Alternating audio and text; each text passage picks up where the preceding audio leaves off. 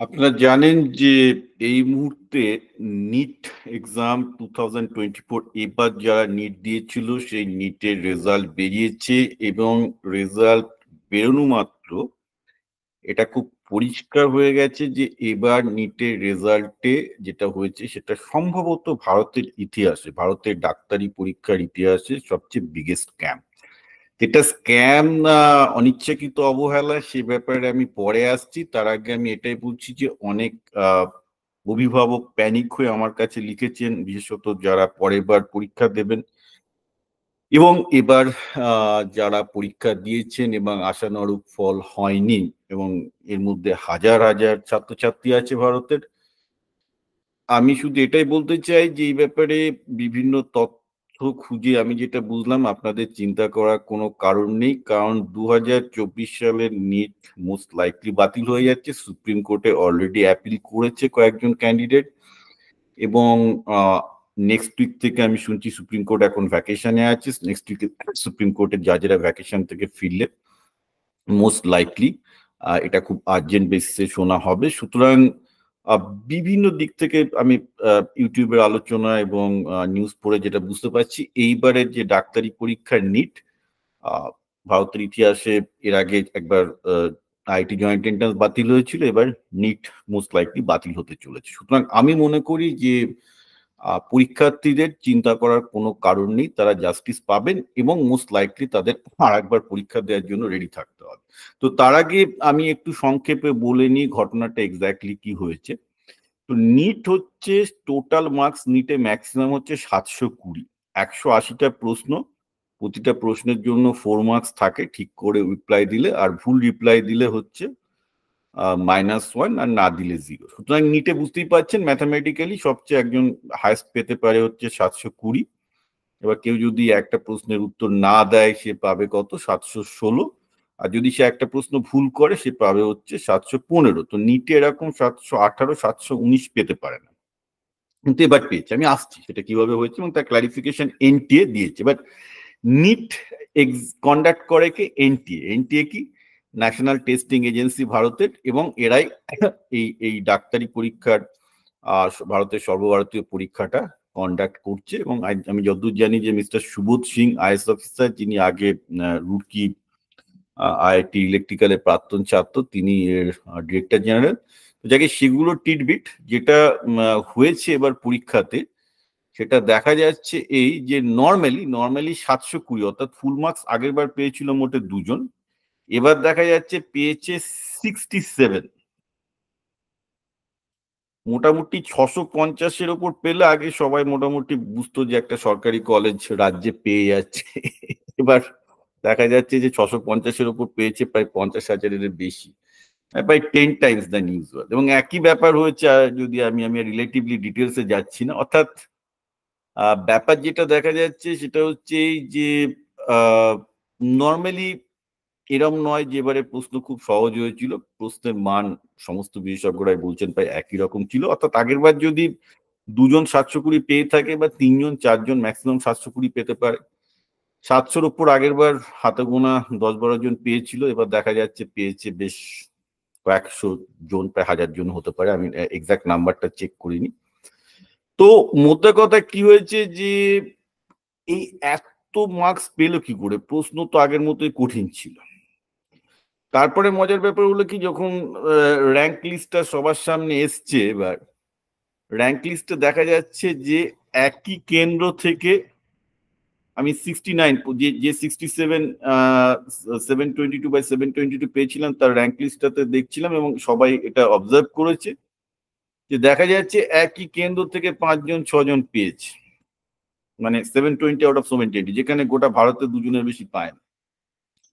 তো ব্যাপারটা হচ্ছে কি, প্রথমে ভাবা হয়েছিল যে নিটের এক্সামের কোশ্চেন পেপার লিক হয়ে গেছে। কেন লিক হয়েছে? না, বিহারে অ্যাকচুয়ালি একটা গ্রেপ্তার হয়েছিল, বিহারে সেই গ্রেপ্তারে তাদের কাছ থেকে কোশ্চেন পেপার এবং উত্তর উদ্ধার করা হয়েছিল নিট পরীক্ষার একদিন আগে, এবং এনটিএ সেই ব্যাপারটাকে গুরুত্ব দেয়নি।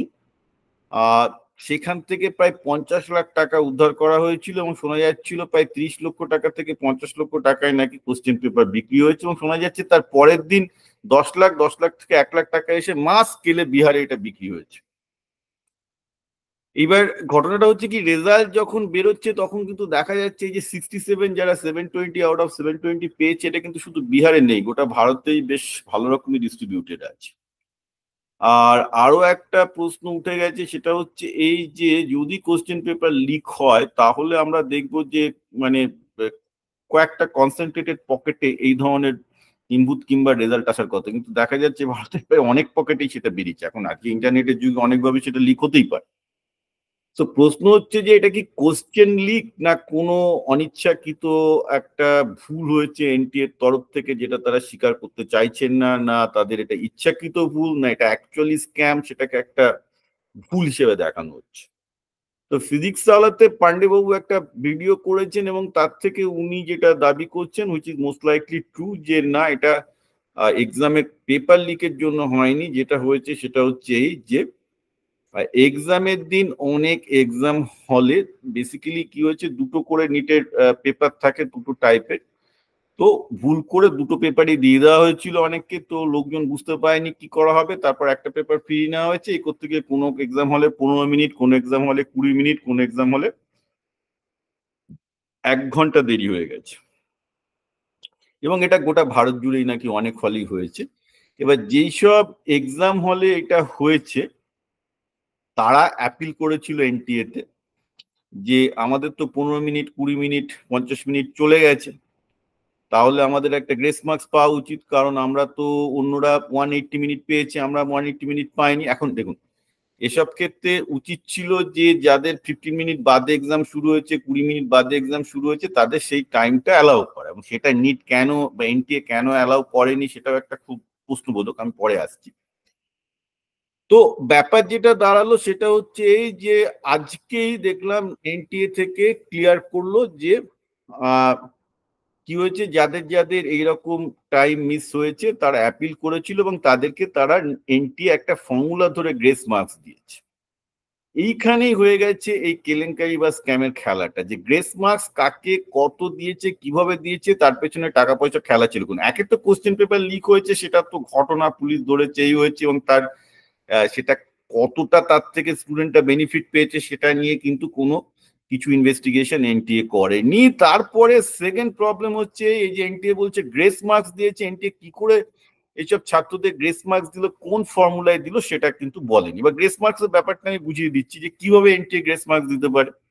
ধরুন আপনার 15 মিনিট মিস হয়েছে, 20 মিনিট মিস হয়েছে, তো 180টা প্রশ্নের উত্তর দিতে হয়, 180 মিনিটের পরীক্ষা, রাইট? তো যদি 15টা মিনিট যদি লস হয়, তাহলে 15টা কোশ্চেন আপনি মিস করেছেন, 15টা কোশ্চেন মানে মানে আন্দাজে ধরে নেওয়া যেতে পারে যে 60 মার্কস। একটা ইজি হয়ে হতে পারে যে তাহলে যে 15 মিনিট সে 60 মার্কস, এবার যে 60 মিনিট মিক্স করছে তাকে কত দেবেন, 240, সেই ফর্মুলায় দিতে গেলে। হতে পারে, যদি স্ক্যাম হয় তাহলে এটা হতেই পারে। আইডিয়ালি আমি একটা কথা বলছি, যখন আমাদের এই ডাক উইথ লুইস রেজাল্টের আগে, যখন ক্রিকেটের 50 ওভারে ওয়ানডে ম্যাচগুলো হতো, তো ফার্স্টে একটা টিম 50 ওভার ব্যাট করলো, তারপর সেকেন্ডে একটা টিম 50 ওভার ব্যাট করতে গিয়ে দেখা গেল বৃষ্টির জন্য ব্যাট করতে পারছে না, তখন ওভার কমিয়ে দেওয়া হতো, ওভার কমিয়ে দিয়ে 50 ওভারটা 40 ওভার হয়ে গেল। তো তখন কি করে স্কোরটাকে অ্যাডজাস্ট করা হতো, তখন প্রথমের দিকে যখন ডাক উইথ লুইস রুল ছিল না, বলা হতো যে ওদের সবচেয়ে যে 10টা ওভার, ঠিক আছে তোমরা 40 ওভার খেলেছো, তাহলে ওদের 40টা যে ওভারে সবচেয়ে বেশি রান হয়েছে সেগুলো নেওয়া হবে, অর্থাৎ যে 10 ওভারে সবচেয়ে কম রান হয়েছে সেটা নেওয়া হবে। তো অনেক সময় দেখা যেত কি, হয়তো 50 ওভারে স্কোর হয়েছে 280, তারপর দেখা গেল 10 ওভারে সবচেয়ে কিছু ডট বল মানে মেডেন ওভার গুলো ছিল, সব মিলিয়ে হয়তো মানে 10 রানও বাদ দিতে হতো না। তো এতে সেকেন্ডে যারা খেলতো তারা ভীষণ অসুবিধায় পড়তো, কারণ দেখা যেত যে তারা সেই রান একই থেকে যাচ্ছে প্রায়, কিন্তু তাদের প্রায় 40 ওভারে চেস করতে হচ্ছে। Very unfair competition. এখানেও এক্স্যাক্টলি সেই ব্যাপারটা হয়েছে।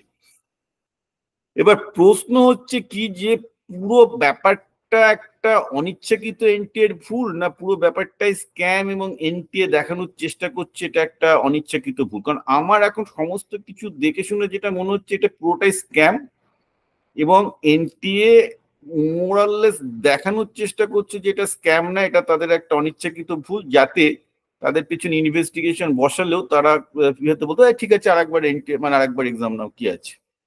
আমি আমি বলছি এটা কেন স্ক্যাম, কেন এটা অনিচ্ছাকৃত গ্রেস পাওয়ার ভুল নয়।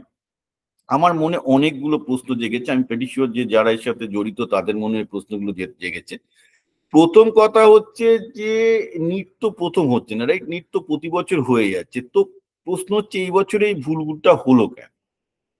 হ্যাঁ, তাহলে কি যারা নিটের এক্সাম নিচ্ছে তাদেরকে কি সঠিক ইনস্ট্রাকশন দেওয়া হয়নি? এটা হতে পারে একটা বা দুটো জায়গায় ইনস্ট্রাকশন ভুল এসছে, তার ভিত্তিতে একটা বা দুটো সেন্টার হতে পারে, অনেকগুলো সেন্টারে হয়েছে ভারত। এতগুলো সেন্টারে কি ইচ্ছাকৃত ভুল হতে পারে? আমার তো মনে হয় না। এটা তো মানে রীতিমতো গন্ডগোল লাগছে এখন।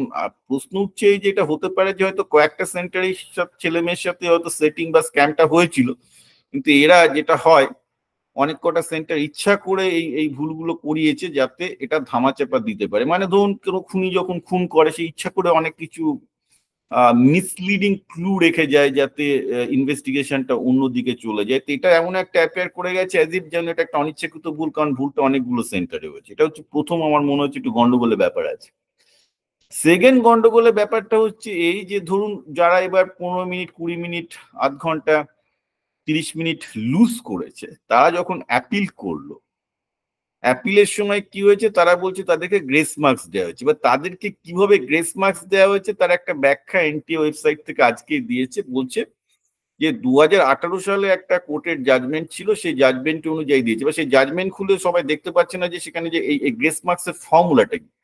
এখন ভারতবর্ষে 24 লাখ ছেলে নিট দেয়, কয়েক হাজারই এর মধ্যে চান্স পাবে সরকারি কলেজে, এবং তারা ভবিষ্যতে ভারতের ডাক্তার। সেখানে একটা দুটো মার্কসের ফারাকের জন্য লোকজন সরকারি কলেজ পায় না, তারা মিস করে। তো এখানে তো একটা ছেলেকে কাউকে 50-60 আপনি গ্রেস মার্কস দিচ্ছেন, তার কোনো একটা ট্রান্সপারেন্সি থাকবে? তা তো হয় না। আমি যেমন বললাম একটা হতে পারে যে যে 15 মিনিট মিস করেছে তাকে 60 মার্কস দেওয়া হলো। এবার সেক্ষেত্রে ওরকম গ্রেস মার্কস দিলে কারোর নাম্বার 719, 718 হতে পারে, that is not a problem. প্রবলেমটা হচ্ছে এখানে যে কিসের ভিত্তিতে ওনারা গ্রেস মার্কস দিলেন এবং কাকে গ্রেস মার্কস দিয়েছেন, কত গ্রেস মার্কস দিয়েছেন, কি ফর্মুলায় দিয়েছেন, সেটা আদৌ কম্পিটিটিভ ফর্মুলা কিনা, is it a fair play or not, সেটা যদি কারোর কাছে ক্লিয়ার না হয় তাহলে তো লোকে কোর্টে যাবে, এবং লোকে কোর্টে গেছে। এবং আমি খুবই নিশ্চিত যে ব্যাপারটা সম্পূর্ণ ক্যান্সেল হয়ে যাবে পরীক্ষাটা, কারণ এটা ডেফিনেটলি যদি তদন্ত করা যায় ব্যাপকভাবে দুর্নীতির দিকেই যাবে। বাই দ্য ওয়ে আরো একটা ব্যাপার আছে, ধরুন অ্যাপিক্স কোর্টে এটা যখন ধরুন যখন কেস, যখন এটা হলো যে যে এনটিএ কে যখন বলা হলো যে গ্রেস মার্কস ঠিক আছে তারা দেবে, তো প্রথম প্রশ্নই তো উঠবে যে এনটিএ টাইমটা তাদেরকে বাড়ালো না কেন? বা যেসব কেন্দ্রগুলোতে পরীক্ষাতে এরকম গন্ডগোল হয়েছে, বেস্ট হতো যে তারা আরেকবার এক্সাম কন্ডাক্ট করে নিত, যেটা আইটিজেই আগে একবার করেছে কন্ডাক্ট, আরেকটা এক্সাম তারা কন্ডাক্ট করলো না কেন? কারণ ভারতের থেকে প্রিসিডেন্স আছে যেরকম কিছু তারা এক্সাম কন্ডাক্ট করে, বিশেষত যেখানে একটা মানে পেপার লিক হওয়ার পর্যন্ত একটা রীতিমতো সলিড পুলিশ কেস আছে।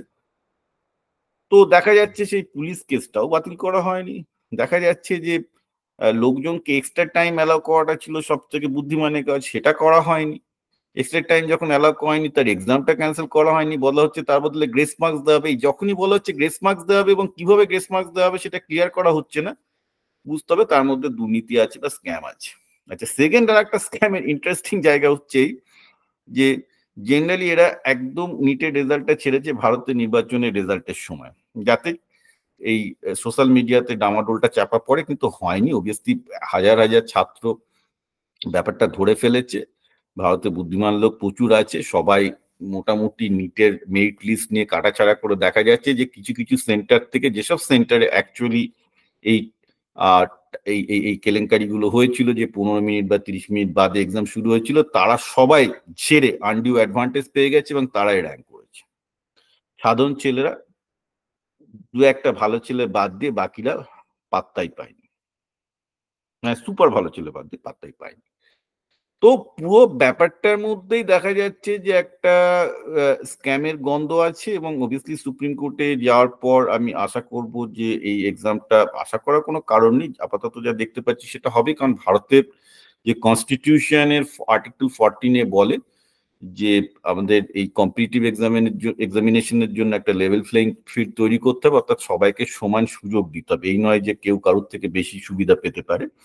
তো সেক্ষেত্রে একটা ট্রান্সপারেন্সি বজায় না রেখে এইভাবে কাউকে তো তারা গ্রেস মার্কস দিতে পারে না, তাই না? যদি হ্যাঁ হতে পারে তারা একটা 15 মিনিট বা 30 মিনিটের কম সময় পেয়েছে, সেক্ষেত্রে এক্সাম বাতিল করে আবার নতুন করে সবার জন্য এক্সাম কন্ডাক্ট করতে হবে, মিটে গেল গন্ডগোল।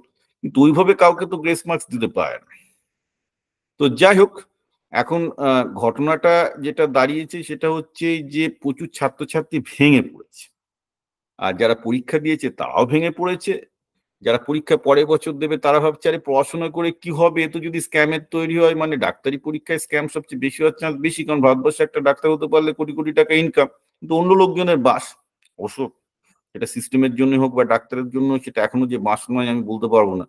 কিন্তু ঘটনাটা হচ্ছে এই যে আমরা অবশ্যই চাইবো যে ভারতবর্ষে যারা ডাক্তারি পড়তে আসছেন তারা যেন সর্বোচ্চ এবং মেরিটোরিয়াস লোকজন হন।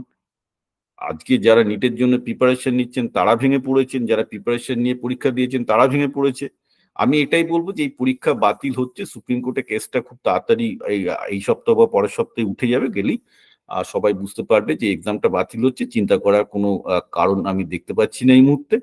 কিন্তু এর থেকে এটা প্রমাণিত হচ্ছে যে ভারতবর্ষে দুর্নীতি এবং ইনকম্পিটেন্সি একই সাথে এতটাই এখন রুটে চলে গেছে যে একটা খুব মানে খুব যেগুলো ভারতের খুব স্যাক্রেড জিনিস, যে যেই এক্সাম বা নিট এক্সাম যেগুলো এতদিন বছরের পর বছর সঠিকভাবে সঠিকভাবে এবং নিখুঁতভাবে পরিচালনা করা হতো, সেখানে যেখানে দেখা যাচ্ছে যে এত দুর্নীতি হয়ে যাচ্ছে, যেখানে ছেলেদের মেরিটের আর কোনো দাম থাকছে না এবং সব শর্টকাটে ঢুকিয়ে দেওয়ার একটা ব্যবস্থা করে দেওয়া হচ্ছে, সেটা ডেফিনেটলি এরম হলে ভারতের পুরো শিক্ষা ব্যবস্থাটাও ভেঙে পড়বে, ভারতের চিকিৎসা ব্যবস্থাও ভেঙে পড়বে।